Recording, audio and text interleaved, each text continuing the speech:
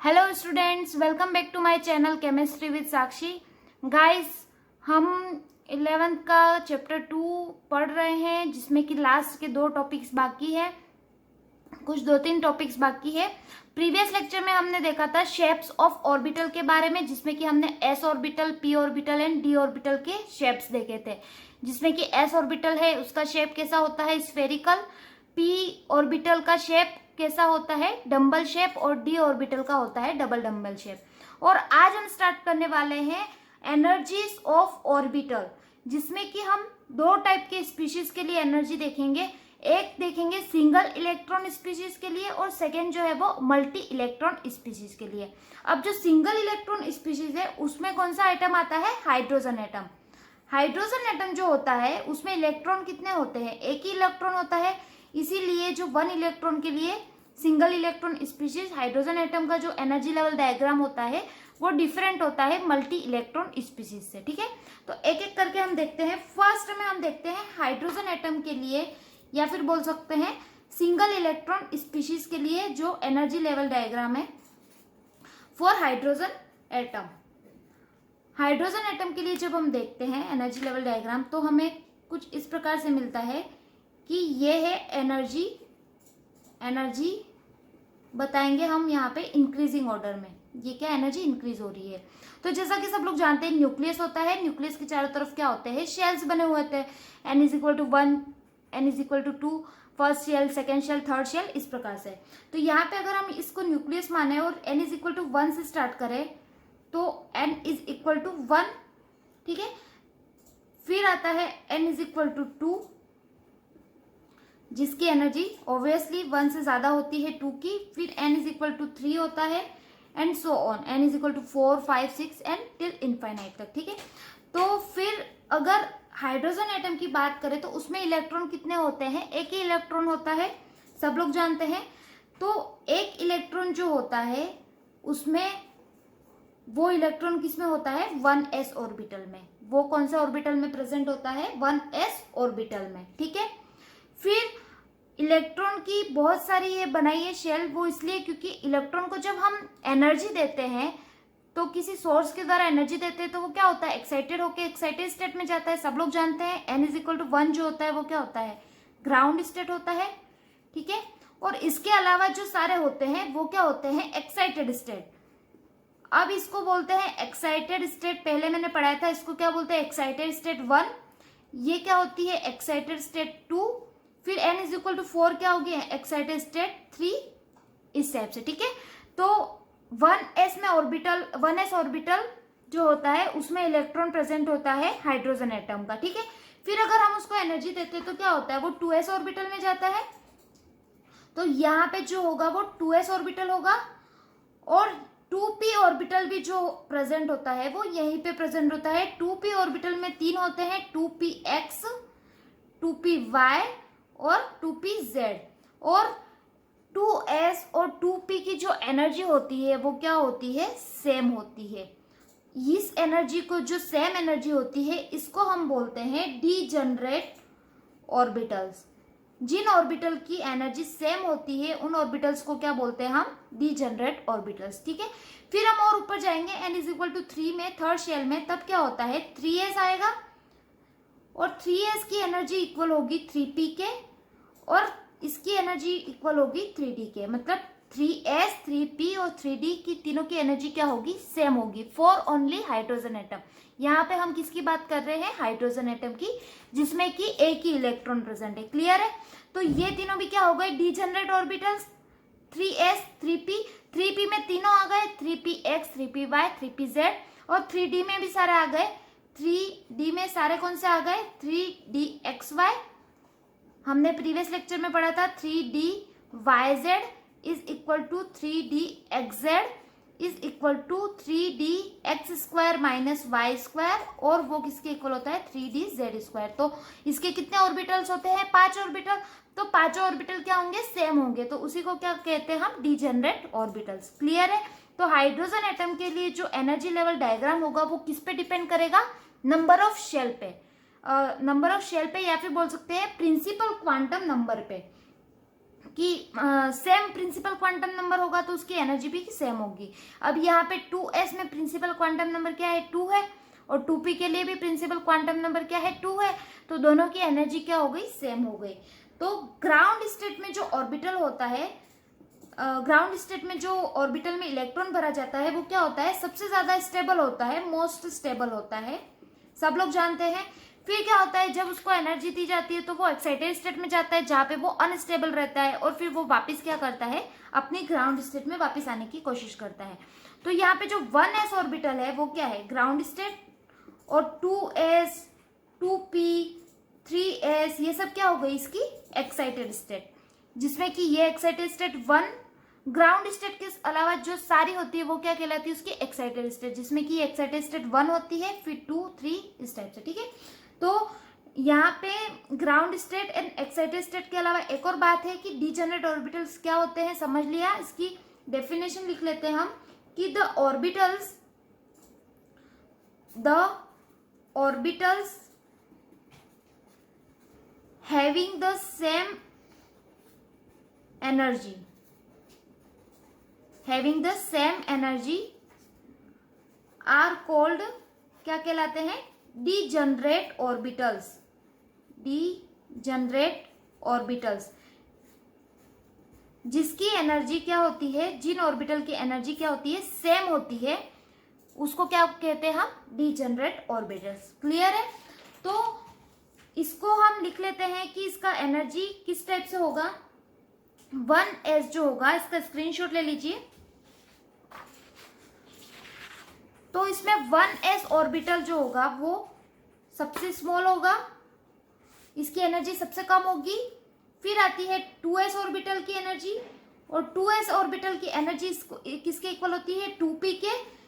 2p में सारे आ गए, 2px is equal to 2py और 2pz ऑर्बिटल, ठीक है। इसकी एनर्जी, इससे ज्यादा किसकी एनर्जी होती है, 3s ऑर्बिटल की, और 3s के इक्वल क्या होता है, 3p, और उसके इक्वल क्या होता है, 3d, ठीक है। इसमें आगे और हम देखेंगे जब n इज इक्वल टू 4 बनाते हैं, इसमें n इज इक्वल टू 4, 5 इस टाइप से चलता है, तो वो किसकी ग्रेटर होती है, 4s is equal to 4p is equal to 4d, और वो किसके इक्वल होती है, 4f। ये ओनली हाइड्रोजन एटम की बात हो रही है, जो कि किस पे डिपेंड करता है, हाइड्रोजन एटम जो होता है वो डिपेंड करता है प्रिंसिपल क्वांटम नंबर। अगर प्रिंसिपल क्वांटम नंबर सेम है तो एनर्जीज भी क्या होगी, उसकी सेम होगी for only hydrogen atom. Even क्या होगा, अजीमुथल क्वांटम नंबर भी डिफरेंट होगा तो भी क्या होगी, उसकी एनर्जी सेम होगी। अजीमुथल क्वांटम नंबर जैसे s है यहाँ पे और यहाँ पे p है, एजिमुथल क्वांटम नंबर s के लिए 0 होता है और p के लिए 1 होता है। इवन क्या है, इसमें एजिमुथल क्वांटम नंबर डिफरेंट है, फिर भी क्या है, इनकी एनर्जी सेम है, क्योंकि हम यहाँ पे हाइड्रोजन एटम के लिए क्या देखते हैं, only principal quantum number n की वैल्यू देखते हैं जो कि सेम है। तो प्रिंसिपल क्वांटम नंबर सेम है तो एनर्जीज भी क्या होगी, सेम होगी। क्लियर है। तो ये क्या है, एनर्जीज को हमने लिखा है कि सबसे कम किसकी होगी, उससे ज्यादा किसकी होगी, ठीक है। तो अब हमने देखा हाइड्रोजन एटम के लिए। सेकेंड जो आता है वो है मल्टी इलेक्ट्रॉन स्पीशीज के लिए, मल्टी इलेक्ट्रॉन स्पीशीज के लिए, ठीक है। जब एक से ज्यादा इलेक्ट्रॉन प्रेजेंट होते हैं, हाइड्रोजन एटम के अलावा जो भी एटम हो गए उसमें एक से ज्यादा इलेक्ट्रॉन प्रेजेंट होते हैं, तो उस केस में एनर्जी लेवल डायग्राम क्या होगा, वो ओनली n पे डिपेंड नहीं करेगा। ओनली यहाँ पे क्या था, हाइड्रोजन एटम के लिए ओनली किस पे डिपेंड कर रहा था, प्रिंसिपल क्वांटम नंबर, मतलब कि स्मॉल n पे डिपेंड कर रहा था। लेकिन ये नॉट ओनली n पे डिपेंड करेगा बट आल्सो ये किस पे डिपेंड करेगा, एजीमुथल क्वांटम नंबर पे भी क्या होता है, डिपेंड करता है ये मल्टी इलेक्ट्रॉन स्पीशीज का एनर्जी लेवल डायग्राम। क्लियर है। तो मेन रीजन इसका क्या होता है, इसका एनर्जी लेवल डायग्राम देख लेते हैं हम सबसे पहले। इसका एनर्जी लेवल डायग्राम कुछ इस प्रकार से होता है। ये क्या है, एनर्जी, यहां पे होता है 1s ऑर्बिटल, ये क्या है 1s ऑर्बिटल। 1s ऑर्बिटल की एनर्जी यहां पे आएगा 2s ऑर्बिटल, 2s ऑर्बिटल से ज्यादा होती है 2p ऑर्बिटल की एनर्जी, फिर आता है 2p से ज्यादा होती है 3s ऑर्बिटल की, फिर 3p की लाइकवाइज। ठीक है, तो ये इसमें डिफरेंस क्यों होता है, भले ही ये क्या है n इज इक्वल टू 2 है, यहाँ पे ये क्या है n इज इक्वल टू 1 और ये क्या है n इज इक्वल टू 3, लेकिन इसमें डिफरेंस है एनर्जी में। 1s से ज्यादा किसकी एनर्जी, 2s से ज्यादा है 2p की, और 2p से ज्यादा है 3s की, और 3s से ज्यादा है 3p की। लेकिन हमने हाइड्रोजन एटम में क्या देखा था, 2s और 2p की एनर्जी क्या थी, सेम थी, और 3s और 3p की एनर्जी सेम थी, क्योंकि उसमें ये क्या था, number of principal quantum number same था। यहाँ पे प्रिंसिपल क्वांटम नंबर सेम है, फिर भी यहाँ पे एनर्जी क्या होती है, डिफरेंट डिफरेंट होती है। इसका मेन रीजन क्या होता है, देखिए हम देखते हैं यहाँ पे हाइड्रोजन एटम के लिए क्या था, ये एक न्यूक्लियस होता है। ठीक है, सब लोग जानते हैं न्यूक्लियस के चारों तरफ ये फर्स्ट शेल जिसमें कि क्या करता है, इलेक्ट्रॉन रिवॉल्व करता है। ठीक है, तो इलेक्ट्रॉन और ये न्यूक्लियस में जो पॉजिटिव चार्ज होता है, इन दोनों के बीच में क्या होता है, अट्रैक्शन होता है। ठीक है, नेगेटिव चार्ज इलेक्ट्रॉन का और न्यूक्लियस का पॉजिटिव चार्ज जो होता है उसमें क्या होता है, अट्रैक्शन होता है। और फिर जहां हम यहाँ देखते हैं मल्टी इलेक्ट्रॉन स्पीशीज के लिए क्या होता है, यहाँ पे न्यूक्लियस में पॉजिटिव चार्ज होता है। ठीक है, अब क्या होता है, पॉजिटिव चार्ज, फिर फर्स्ट शेल में क्या करता है, इलेक्ट्रॉन रिवॉल्व करता है। फॉर एनी ऑर्बिटल के लिए क्या होता है, first for any atom multi electron के लिए क्या होता है, ये एक इलेक्ट्रॉन यहाँ रिवॉल्व करेगा, फिर क्या होगा, एक से ज्यादा इलेक्ट्रॉन होते हैं तो सेकेंड शेल में फिर इलेक्ट्रॉन होगा। तो इन दोनों के बीच में तो क्या होता है, अट्रैक्शन फोर्स लगता है, लेकिन साथ ही इलेक्ट्रॉन और इलेक्ट्रॉन के बीच में रिपल्सिव फोर्स लगता है। रिपल्सिव फोर्स लगता है, नेगेटिव चार्ज और नेगेटिव चार्ज क्या करते हैं, रिपल्शन करते हैं। तो इसको क्या बोलते हैं, इस इफेक्ट को बोलते हैं स्क्रीनिंग इफेक्ट। Screening effect. तो फोर्स ऑफ अट्रैक्शन जो होता है, इन दोनों के बीच में क्या है, फोर्स ऑफ अट्रैक्शन। तो फोर्स ऑफ अट्रैक्शन जो होता है वो लेस होता है फोर्स ऑफ रिपल्शन के। ठीक है, फोर्स ऑफ अट्रैक्शन किसके लेस होता है, फोर्स ऑफ रिपल्शन के। मतलब फोर्स ऑफ अट्रैक्शन किसके बीच में था, न्यूक्लियस और इलेक्ट्रॉन के बीच में, वो लेस होता है किसके, इलेक्ट्रॉन और इलेक्ट्रॉन के बीच में जो फोर्स लग रहा है उससे कम होता है, और उसी को हम क्या बोलते हैं, स्क्रीनिंग इफेक्ट। तो इसका रीजन ये भी है कि इसकी एनर्जी क्या होती है, डिफरेंट डिफरेंट होती है।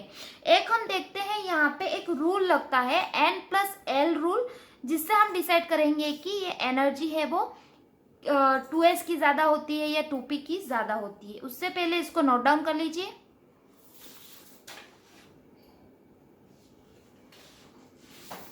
तो N+L रूल जो होता है वो क्या होता है, देखते हैं हम N+L रूल। ठीक है, सब लोग जानते हैं N क्या है, यहाँ पे principal quantum number, where L is azimuthal quantum number. ठीक है, अब अजीमुथल क्वांटम नंबर सब लोग जानते हैं, यहाँ पे एक बार लिख लेती हूं मैं कि अगर L की वैल्यू 0 होगी तो क्या होगा, s ऑर्बिटल, L की वैल्यू 1 होगी तो p ऑर्बिटल, 2 होगी तो d, और 3 होगी तो किसकी बात करते हैं हम, f की बात करते हैं, f सबशेल। ठीक है, तो s p d और f सबशेल। ठीक है, तो प्रिंसिपल क्वांटम नंबर और एजीमुथल क्वांटम नंबर को मिला के एक रूल होता है, जिससे हम डिसाइड करेंगे कि एनर्जी किसकी ज्यादा होती है और किसकी कम होती है। चलिए देखते हैं, सबसे पहले 1s ऑर्बिटल के लिए 1s ऑर्बिटल में N+L रूल लगाते हैं हम। तो यहाँ पे n की वैल्यू क्या है, 1, n is equal to 1, plus L की वैल्यू क्या है, s है, तो L की वैल्यू कितनी हो गई, 0, तो इसकी वैल्यू क्या आई, 1। ठीक है, अब देखते हैं हम 2s ऑर्बिटल के लिए। फॉर 2s ऑर्बिटल n की वैल्यू कितनी है, 2, तो यहाँ पे हो जाएगा 2 प्लस s की वैल्यू कितनी है, 0, मतलब s है अगर तो अजीमुथल क्वांटम नंबर कितना होता है, 0 होता है, तो ये किसके इक्वल हो गया, 2। मतलब 1s की एनर्जी कम है 2s के कंपेयर में, क्योंकि इसका जो आया रिजल्ट वो कितना है, 1 कम है और 2 ज्यादा है, तो 2s की एनर्जी क्या है, ज्यादा है 1s ऑर्बिटल से। ठीक है, इतना समझ में आ गया। अब देखते हैं 2p ऑर्बिटल के लिए। 2p में 2px, 2py और 2pz जो होते हैं वो ऑलवेज इक्वल होते हैं। ये डीजेनरेट ऑर्बिटल्स होते हैं। अगर हम तीनों की अलग अलग निकालेंगे तो भी सेम ही आएगी, लेकिन अपन को पता है कि जो 3 ऑर्बिटल बनते हैं इसमें 2px, 2py और 2pz तीनों की एनर्जी क्या होती है, ऑलवेज सेम होती है। ठीक है, तो फॉर सिंगल के लिए भी और मल्टी इलेक्ट्रॉन के लिए भी। ठीक है, तो यहाँ पे अगर हम देखें 2p के लिए तो 2n की वैल्यू कितनी हो गई, 2 प्लस p की वैल्यू कितनी है, p के लिए हम क्या लिखते हैं, l की वैल्यू 1 लिखते हैं, तो यहाँ पे कितना आ जाएगा, 3 आ जाएगा। अब 2px के लिए देखें, 2py के लिए देखें या 2pz के लिए देखें, क्या आएगी वैल्यू, 2 + 1 = 3 ही आएगी। ठीक है, अब जब हम 3s की बात करते हैं, फॉर 3s ऑर्बिटल क्या होता है, 3, ठीक है, कितनी है n की वैल्यू 3 प्लस s की वैल्यू कितनी है 0, तो यहाँ पे क्या आ जाएगा 3। अब यहाँ पे 2p की वैल्यू भी 3 है और 3s की वैल्यू भी 3 है, तो लेकिन ये दोनों की एनर्जी तो सेम नहीं है। यहाँ पे हमने इस डायग्राम में देखा था कि 2p की एनर्जी जो होती है वो कम होती है 3s के कंपेयर में, 3s की ज्यादा होती है एनर्जी, लेकिन इसमें n+l रूल लगाने पे क्या हो रहा है, इसकी वैल्यू क्या आ रही है, सेम आ रही है। ठीक है, इन दोनों की वैल्यू क्या आ रही है, सेम आ रही है। तो क्या ये दोनों इक्वल है, नहीं, बिल्कुल भी इक्वल नहीं है। यहाँ पे एक और रूल लगेगा कि जब यहाँ पे मैं लिखती हूं if two orbitals have the same value, जब 2 ऑर्बिटल की वैल्यू क्या होती है, सेम आती है, तब क्या होता है, ऑफ n+l रूल लगाने पे क्या होता है, जब एनर्जी सेम आती है, वैल्यू सेम आती है, तो क्या होता है, the orbital with lower value of n will have lower energy।